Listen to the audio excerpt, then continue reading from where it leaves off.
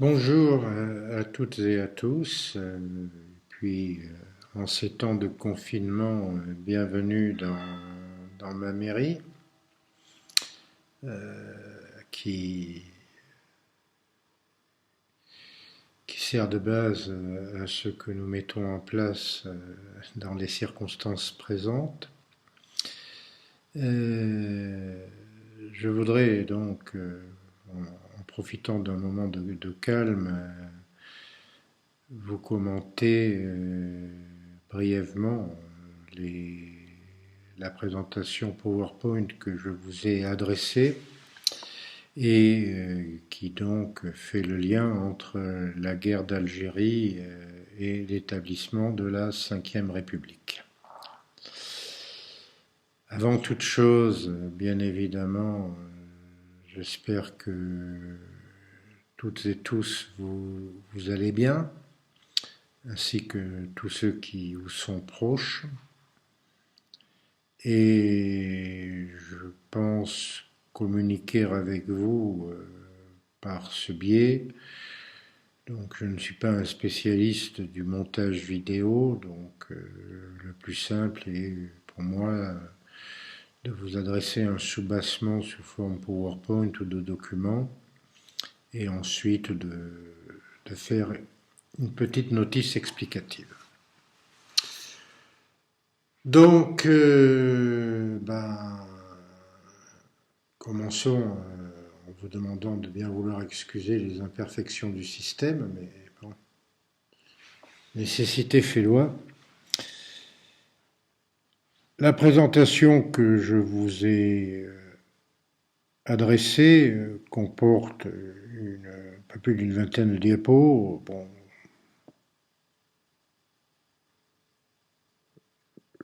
je vais essayer d'en donner la philosophie.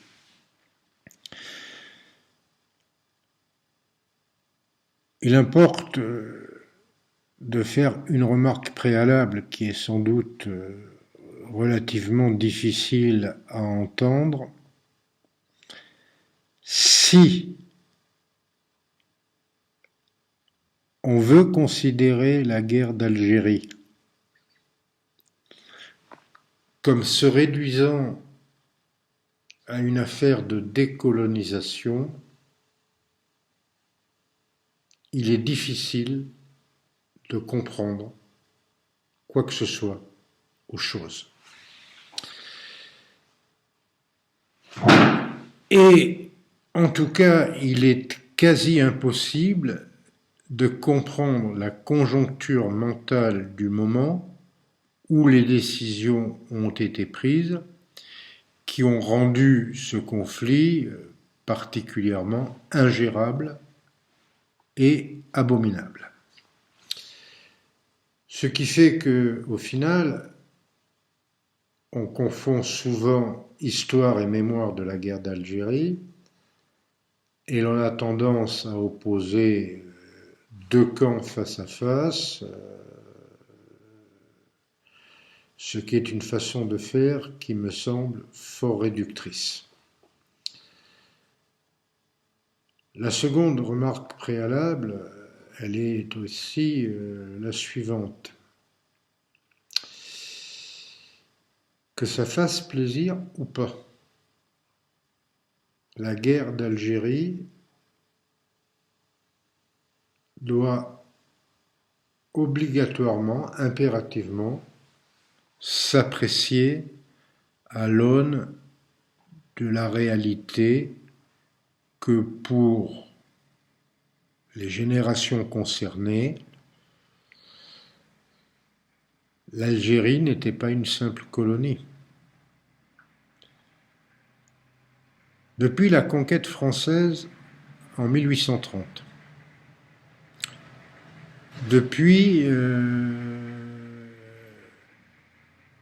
l'organisation du territoire algérien en trois départements, de 1848, la loi est de 1848, qui distingue les départements d'Alger, de Constantine et d'Oran. Puis en 1955, il y aura l'ajout d'un quatrième département. Tandis que le sud algérien, qui ne faisait pas partie au départ de ce territoire et qui a été, entre guillemets, conquis par la France, le sud algérien, essentiellement le Sahara, est placé sous administration militaire. Il y a même une loi en 1902, je crois, qui établit tout cela.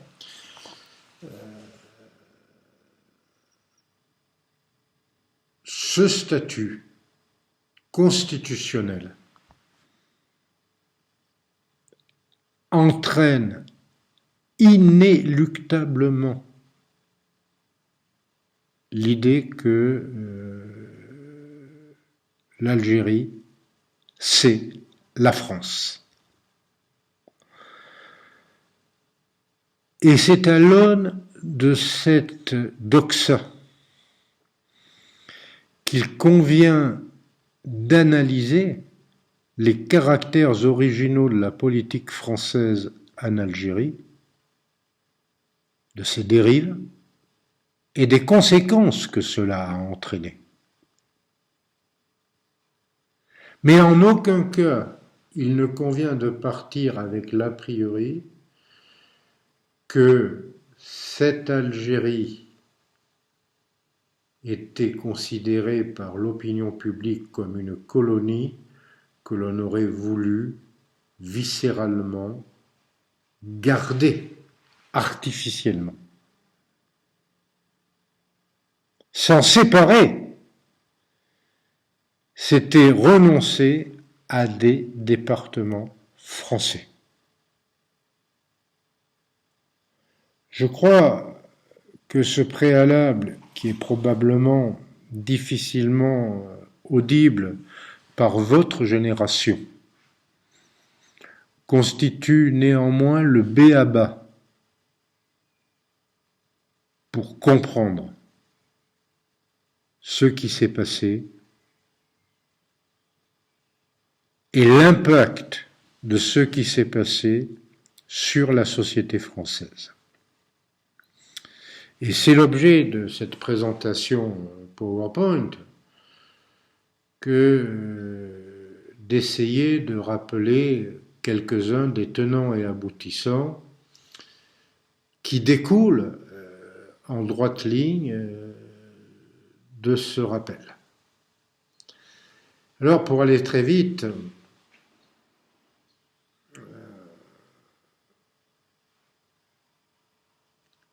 qu'est-ce qui se passe de la conquête française à la Seconde Guerre mondiale? Il se passe d'abord que cohabitent en Algérie des populations d'origine diverses. Il y a la population musulmane, pour reprendre le vocable de l'époque, qui est incontestablement très largement majoritaire et qui n'a que très peu de droits. Il y a la population européenne, nombreuse, qui ne représente pas forcément la figure classique du colon exploitant, du grand propriétaire foncier, de celui qui fait trimer. Non.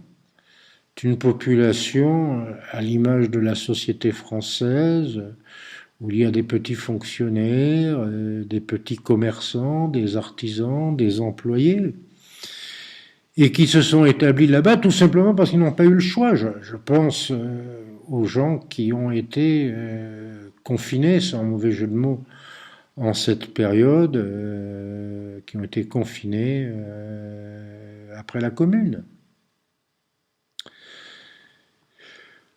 Donc, ce n'est pas une colonie d'exploitation au sens propre du terme, ce n'est pas une colonie de peuplement non plus, même si ça se rapproche dans certains cas. C'est une situation compliquée, sur laquelle on n'a que très peu de prise et sur laquelle, surtout, il ne va pas y avoir de prise de conscience, d'adaptation des statuts pour, par exemple, donner la citoyenneté française à un maximum de gens. En fait,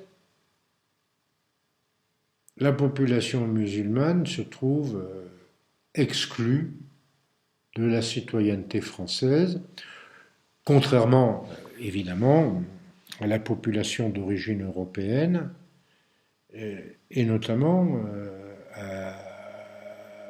contrairement à la population juive, qui, par le décret Crémieux, vous trouverez d'ailleurs aisément tout ce qui est à savoir sur ce décret, acquiert la, la citoyenneté française en toutes ses aptitudes et toutes ses obligations. Là encore, il conviendrait de noter que cette acceptation de la citoyenneté française s'est faite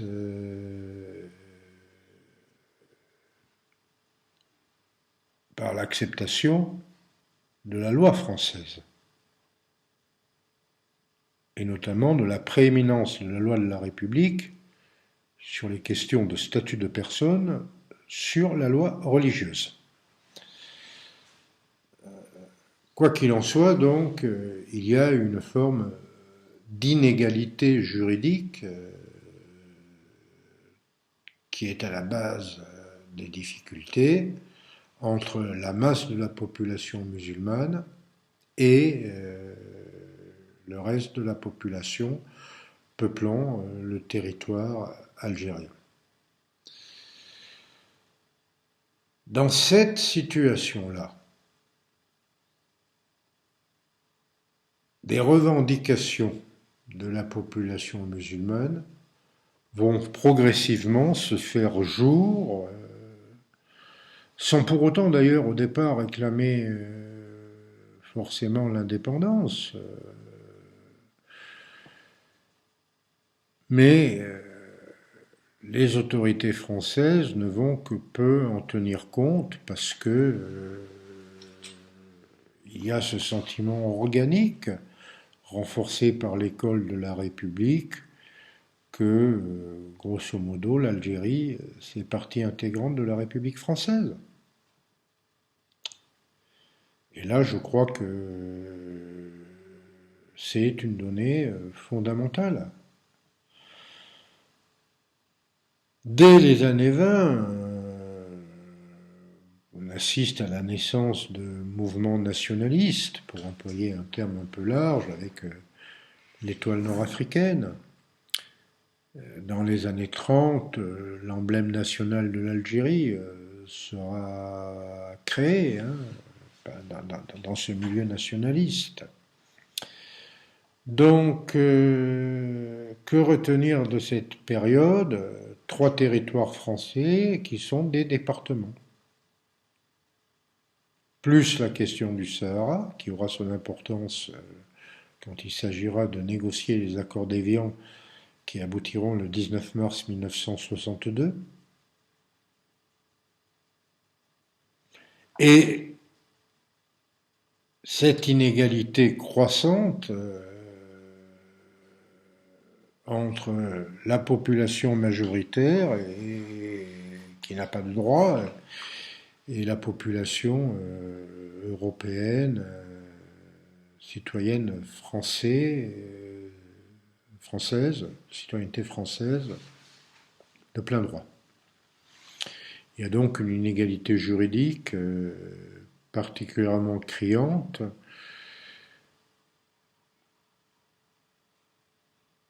On peut, pour être précis, évoquer néanmoins, au moment du Front populaire, une tentative intéressante de réduire cette inégalité criante, qui est le projet Bloem-Violette, Violette du nom d'un ancien gouverneur général d'Algérie.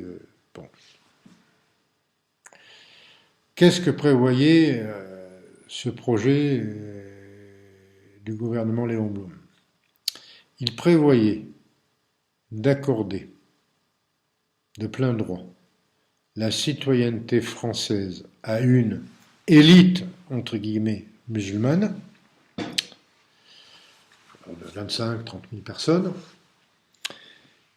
qui pourrait prendre en compte les aspirations de cette population musulmane pour la traduire concrètement en actes dans la gestion de ces départements.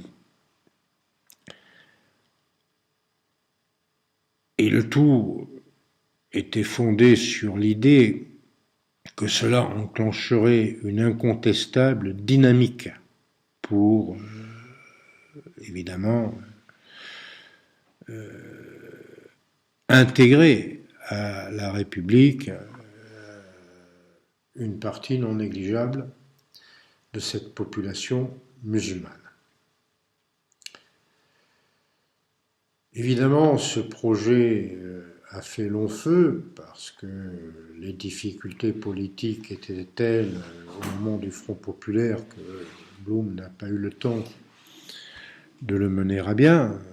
Et ce projet a été définitivement enterré en 1938 sous la conjonction d'oppositions à la fois complexes et résolues. Ce sentiment d'appartenance à la France s'est quasi par définition trouvé renforcé par le rôle que l'Algérie a été conduite à jouer pendant le second conflit mondial. Et évidemment, surtout, après l'opération Torche, c'est-à-dire le débarquement anglo-américain en novembre 1942, le 8 novembre 1942, dans toute l'Afrique du Nord, du Maroc jusqu'à la Tunisie, et par le fait qu'à la suite de ce débarquement, le pouvoir de la France libre, qu'incarnait le général de Gaulle, s'est transféré sur ces territoires. Au grand dam d'ailleurs de nos alliés américains, qui auraient préféré discuter avec les autorités de la France de Vichy, comme ils tenteront plus tard de le faire, comme était en tout cas basé leur projet consécutif au débarquement en Normandie. En fait, le fait que le général de Gaulle se soit imposé sur le territoire algérien, c'est toute la symbolique du conflit entre Giraud et de Gaulle. Le fait que ce territoire ait servi de base à la constitution d'une armée française, la seconde armée de la France libre, dirigée par le général Delattre de Tassigny. Le fait que ce soit cette armée qui ait débarqué majoritairement en Provence le 15 août 1942. Le fait que cette armée ait joué un rôle très important dans la libération non seulement du Midi méditerranéen, mais dans la remontée de la vallée du Rhône, et contribué à tendre un gigantesque filet qui risquait d'encercler les troupes nazies, les troupes allemandes d'occupation. Le fait que cette armée ait joué un rôle si important est un élément qui là aussi doit être pris en considération. L'armée française venus d'Afrique et donc d'Algérie a permis à la France d'occuper un rôle apparemment de vainqueur à part entière dans le second conflit mondial.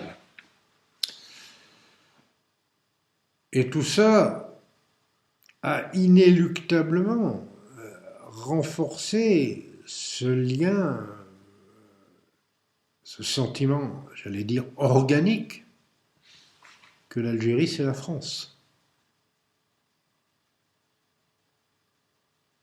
Alors, parmi les premières diapos que je vous ai mises, il y a les diapos relatives au massacre du 8 mai 1945 en Algérie, et notamment à Sétif, à Guelma, à Kherrata. Je voudrais quand même préciser un peu les choses. Qu'est-ce qui se passe? Le 8 mai 1945, comme vous le savez toutes et tous, c'est la fin de la Seconde Guerre mondiale, la capitulation de l'Allemagne nazie. Et donc, sur tout le territoire français, Algérie comprise,